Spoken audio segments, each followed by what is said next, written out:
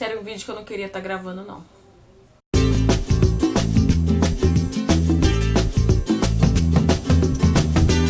Olá, eu sou a Luma Carneiro, bem-vindo ao canal Extraordinário Leitor Ordinário.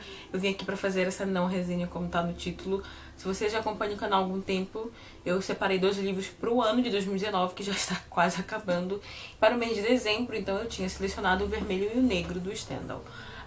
Eu comecei a ler em novembro porque o livro de novembro foi tão rápido que eu disse assim, deixa eu adiantar o de dezembro, né? Final de ano, festas, amigo invisível pra tudo que é lado, vamos adiantar. Para minha surpresa, eu fui pegar essa edição, que é a edição que eu tinha me proposto a ler, aqui da Nova Fronteira.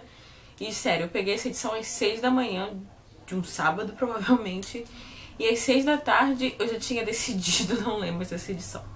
E antes que a gente continue, sim, um lado está pintado, o outro não. Não estou tentando lançar moda não, é só porque, sei lá. Eu pintei só um lado, que eu ia passar o dia em casa, pintei de graça. Acabei esquecendo de tirar, não vai dar tempo, vai assim mesmo. Tô há 2 dias nisso. Mas voltando ao que interessa, por que eu não vou mais ler essa edição? Essa edição tá muito preguiçosa, extremamente desleixada. Começando então com um texto de apresentação, né, um texto introdutório, que na verdade tem 2, um eu até que li, ok, mas o segundo texto é extremamente preguiçoso, como eu falei, não só o texto introdutório, mas como todo o livro. Porque ele vai então fazer essa introdução ao livro que a gente vai ler e ele começa a falar assim, porque o personagem recebeu uma carta toda assim, assim, assado. Aí ele vai colocar esse trecho dessa carta então que ele recebeu, um trecho aí de 5, 6, 7 linhas. Aí ele me coloca em francês, porque o livro original é em francês. Mas gente, eu não sei francês, não tem nada, não tem uma nota de rodapé, não tem uma nota do final do livro dizendo a tradução disso.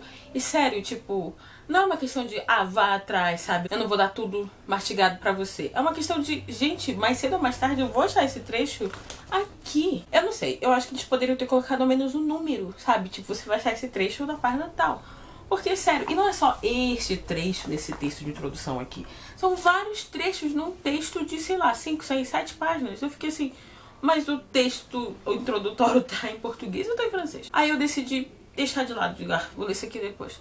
E outra coisa, esses textos aqui, eles têm spoiler, muito spoiler. Então caso você tenha essa edição e queira ainda assim se aventurar nela, e se você se liga nessa coisa de spoiler, não vai ler esses textos, sério. É tipo, já na cara, assim, praticamente. Ainda assim, eu tava, vamos ao que interessa, ao livro. E aí, pra começar, tipo, você não tem noção, eles erraram no Ctrl+C e no Ctrl+V da coisa, sério. Aqui começa então o livro, Uma Pequena Cidade. Eu acredito então que cada capítulo eles vão ter a citação de alguém, enfim. E aqui então a citação do Thomas Hobbes, aqui, que na verdade, pela pesquisa que eu fiz, o Stendhal acredita essa frase ao Thomas Hobbes, talvez nem seja dele. Mas aqui tá em inglês, de novo, aquela coisa, se não tem tradução em canto nenhum do que tá escrito aqui.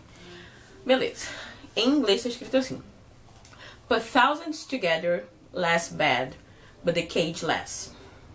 Aí eu fui atrás, tipo, entender em que contexto o Thomas Hobbes teria dito isso, em que obra, sabe? E aí, só nisso eu já descobri que eles... Sério, faltou uma palavra aqui, que depois de less seria a palavra gay. Não no sentido homossexual, acredito eu, mas no sentido de alegria, sabe, de feliz. Tá, agora é o livro mesmo, que não tem tradução pra esse texto. E segundo, eles erraram no Ctrl+C, Ctrl+V, de novo. Beleza, vamos continuar. Os sinais estavam sendo emitidos, eu que não estava me tocando. O texto, esse livro, essa tradução, essa edição da Nova Fronteira é totalmente truncado.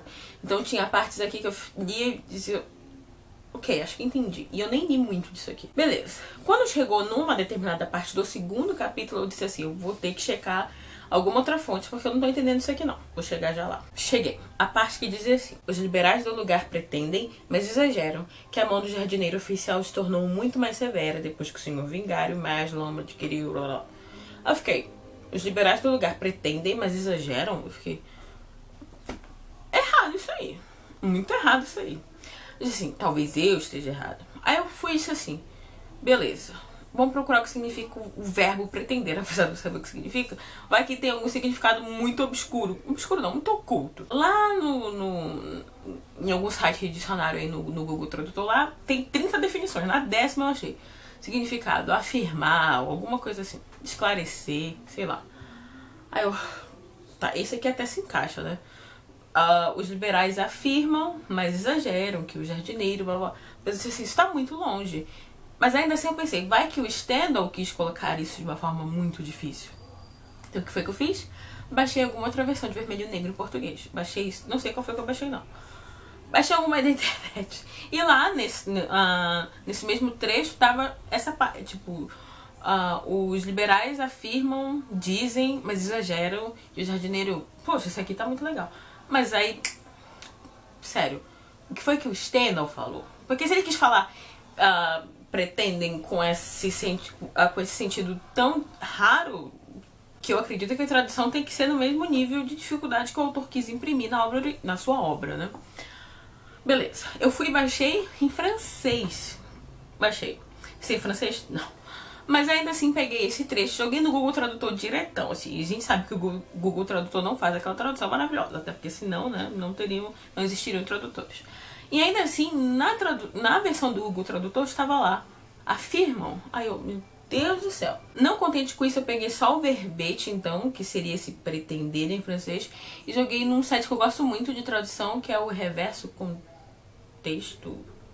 Context Reverse. Eu nunca sei a ordem, porque é sempre uma bagunça que o nome daquele site pra mim. Mas eu joguei lá só a palavra e me deu tradução de claim. Me deu tradução pra inglês, né? De claim, que significa afirmar, declarar. Não contente com isso, eu fui na Amazon, baixei ali aquela amostra que eles dão pra gente dar uma olhada pra saber se quer comprar ou não. E na versão da Companhia das Letras, se não me engano, também tava afirmar, ou declarar, ou dizer. Eu fiquei, que versão é esta? Sabe? Tá tudo errado. A versão tava truncada, as palavras estavam faltando, não há nenhuma explicação quando aparece qualquer coisa em outra língua. Eu disse assim, eu não vou ler isso aqui tá muito errado. Gente, eu que não sei francês descobri, sabe? Tipo, não é muito difícil. Mas o vídeo não para por aqui, porque eu lembrei de muitos anos atrás, quando eu tinha blog, esse foi era um dos textos mais acessados do meu blog. Que era um livro da Virginia Woolf que eu li chamado Noite e Dia. É um livro que eu gostei bastante, da edição da Novo Século. Eu não lembro mais qual é o nome do tradutor. Eu também não quero falar, não sei se vale a pena falar o nome de alguém aqui. Mas enfim, eu li aquele livro também, um pouco menos truncado, mas sabe. E aí, eu nunca me esqueço, nunca me esqueço. Eu tava lá lendo o livro lindamente, não tão lindamente assim, tá? A leitura também tava truncadinha, menos até do que o Vermelho e o Negro, mas tava. E aí, de repente, eu encontro ele que não fazia referência, não podia fazer referência a ninguém, porque só, tipo, eram mulheres conversando sobre mulheres, alguma coisa assim. Eu fiquei, quem é esse ele? Aí eu voltei algumas páginas, umas 3 páginas, e não tinha como fazer referência a ele, a algum homem. E aí eu fui, baixei o original, achei aquela parte que já tava lá do meio pro fim do livro, achei, e era ela. Tá? Erraram de ele pra ela em português. Beleza. Aproveitei então pra tirar dúvidas da palavra canhenho que eu tinha achado. Canhenho. Parece um cachorro lá, tipo canhenho. E aí eu disse assim, tá, deixa eu ver que palavra foi essa que eles aproveitaram aqui pra colocar canhenho. Que é tipo um caderno, um bloquinho de notas em português, né? E aí eu também achei a passagem que, na verdade, o que a Virginia Woolf escreveu foi notebook. E que dá muito bem pro tradutor ser escrito caderno, bloco de anotação, bloquinho que fosse. Mas canhenho, gente, eu não conheço essa palavra, ninguém gente, alguém conhece. Se você conhece a palavra canhenho, põe aqui nos comentários, por favor. Eu fiquei chateada porque é exatamente a mesma coisa que eu acho que aconteceu com esse pretender aqui. Tem um significado muito raro de afirmar, eu nem consigo pensar agora numa frase onde o verbo pretender significa afirmar, mas o autor, ou o tradutor, na verdade, da Virginia Woolf aqui em português fez a mesma coisa, saindo de notebook em inglês para canhenho em português. Eu fiquei... É claro que eu nunca mais esqueci essa palavra. Eu nem tenho esse livro aqui e faz tempo, mas eu nunca mais esqueci essa palavra. Se eu for no Quem Quer Ser um Milionário, do Luciano Huck, e a pergunta de milhão for o que significa um canhenho, eu vou saber e eu vou me tornar milionário. Resumo da ópera. O que eu quero dizer é por que estão dificultando a tradução desses livros pra gente, a compreensão, na verdade, né, desses livros pra gente. Eu não tenho nenhum conhecimento na área de tradução, assim, propriamente dito, nunca fiz um curso, uma oficina, nada. Sou curiosa com a tradução. né, com essa parte, com essa área de tradução, mas realmente não tenho, sabe, bagagem pra criticar uma tradução nos mínimos detalhes, mas coisas óbvias assim, tá demais. E aí o post que eu fiz no blog era mais ou menos, se eu não tô enganado, o título era assim: A Escalada para Entender Virginia Woolf em Português. E aí e lá naquele post, que eu não vou trazer tudo pra cá, eu fui elencando o que tinha de diferente que dificultava a compreensão, ao menos daquela obra Noite e Dia, naquela edição com aquele tradutor. A menos isso. Sabe? Então, gente, o que eu imagino de tradução, e se alguém souber pode me esclarecer no assunto, é que assim, por exemplo, você não vai facilitar um Ulisses pro português, porque o James Joyce não queria isso. Ele queria que a obra nos desse trabalho. Beleza, isso é super compreensível. Obviamente. Claro que você pode fazer versões facilitadas da obra, mas você avisa que é uma obra para jovens leitores, iniciantes, ou então, sei lá, faixa etária criança. Mas quando você vai traduzir o livro mesmo, né, tentando trazer o nível de dificuldade que o autor imprimiu, né, na versão na língua original, você não vai nem acima do autor, tentando dificultar, e Noite e Dia também é outro exemplo, e nem abaixo também, para que, não, isso aqui é muito difícil, eles não vão entender, eu vou traduzir de jeito mais fácil. Eu acho que o papel do tradutor é se manter no mesmo nível, ou o máximo que for possível, né, do autor. Será que eu tô certo? Será que eu tô errada? Será que alguém pode dizer assim, não, será que a Virginia Woolf vão fazer o negócio ficar mais difícil do que aparentemente já é? Então eu não vou ler mais esse livro nessa versão. Pretendo agora, enfim, 2020, comprar a versão da Companhia das Letras, que me parece muito boa de ler. E, bom, eu tinha que ter um livro, então, pra dezembro, né? Eu fui lá no meu Instagram, se você não me acompanha no Instagram, nem eu me acompanho muito, mas se você tem uma companhia e quer passar a acompanhar, vai estar lá embaixo o link para a minha conta. Eu fiz uma enquete lá no meu Instagram pra alguém na verdade, para meus amigos do Instagram me ajudarem a escolher que livro eu deveria ler no lugar de O Vermelho e o Negro. Se O Iluminado, de Stephen King, ou Reparação, do Ian McEwan. E escolheram O Iluminado, a maioria. E que eu já comecei a ler, na verdade eu li um capítulo, mas estamos em novembro ainda, tá? E é isso então, no lugar de O Vermelho e o Negro vai vir daqui 1, 2 semanas, talvez, O Iluminado, então, pra gente entrar nesse clima natalino maravilhoso. Deus do céu, agora que eu tô reparando que não combinou nada o tema com o mês. Mas é isso, não fiz nada de caso pensado, muito não.